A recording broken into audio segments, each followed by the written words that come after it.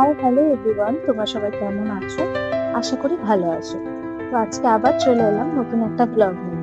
তো স্যাটারডে বিকালে আমরা দুজন মিলে বেরিয়ে পড়েছি।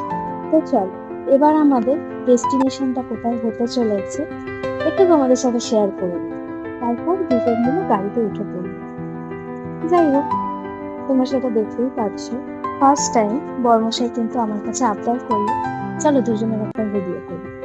আমি তো শুনেই অবাক, যে কিনা কোনোদিনও ক্যামেরাতে আসতেই চায় না, সে বলছে দুজনের ভিডিও করতে। তো অবশেষে করেই নিলাম দুজনের একটা ভিডিও। তোমরা কিন্তু কমেন্ট করে জানাতে ভুলো না যে আমাদের দুজনকে ভিডিওটাতে কেমন লাগছে।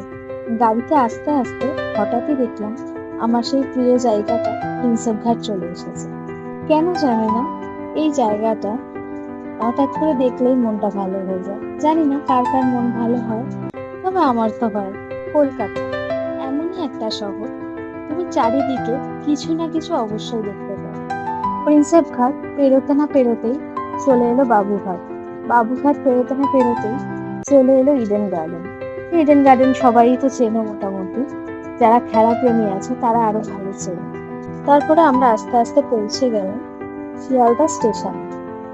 এই স্টেশনটাতে আমি যতবারই আসি ততবারই একটা জিনিস ভাবি, প্রতিটা দিন কত মানুষ এই স্টেশনটার উপর দিয়ে যাতায়াত করে, এক একজন এক এক জায়গায়, তাই না? তো তারপরে কিছুক্ষণ ওয়েট করার পর আমাদের ট্রেন দিয়ে দিয়েছিল। আমাদের ট্রেনের নাম ছিল হাসনাবাদ লোকাল। কেউ কেউ কি আন্দাজ করতে পারছো যে আমরা কোথায় যেতে চলেছি? ট্রেন ঢোকার পরে আমরা কিন্তু ট্রেনে উঠে বসে পড়েছিলাম। তারপরে অনেকক্ষণ ওয়েট করার পর ট্রেনটা ছাড়লো। তারপর ট্রেনটা অসম্ভব ভিড় থাকার কারণে আমাদের কোনো ফুটেজ নেওয়া পসিবল হয়নি, কারণ অফিস টাইমের ট্রেন তো প্রচন্ড ভিড়তে থাকবে। এরপর আমরা নেমে পড়লাম বসিরহাট স্টেশন। আমাদের ডেস্টিনেশনটা কিন্তু এখানে ছিল বসিরহাট। তারপরে আমরা স্টেশন থেকে নেমে স্টেশনেরই একটি কাছের বাজারে চলে গেছিলাম আম লিচু এগুলো সব। ওই দাদাটা তো প্রচুর রকমের আম দেখাচ্ছিল, গাছ পাকা আম কারবার পেলাম। তো তারপরে আমরা বললাম যে আমরা দুজনেই তো সেভাবে চিনি না, যাই হোক, তো প্রতি বছর যেহেতু ওনার থেকেই নেওয়া হয়, উনি ভালোই দেয় প্রতি বছর। তো সেই হিসেব করে আমরা লিচু আম এগুলো সব কিনে নিলাম। কিনে তারপর চলে গেছিলাম মিষ্টির দোকানে। মিষ্টির দোকানে গিয়ে তো দেখলাম যে সেরকম মিষ্টি তো ভালোই লাগছে না, কিন্তু তবুও তো কিছু করার নেই, জামাই শ্বশুর বাড়ি যাবে মিষ্টি ছাড়া। তো তারপর আমরা একটা কিনে নিলাম, যা হোক একটা পছন্দ করে।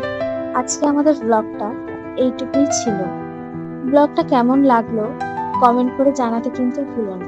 আর যদি ভালো লেগে থাকে অবশ্যই লাইক আর শেয়ার করে দিও। খুব শিগগিরই জামাই ষষ্ঠীর ব্লগ আসতে চলেছে, তো যারা ব্লগটা দেখতে চাইছো পেজটাকে কিন্তু অবশ্যই ফলো করে দিও। সবাই সুস্থ থেকো, ভালো থেকো, টাটা।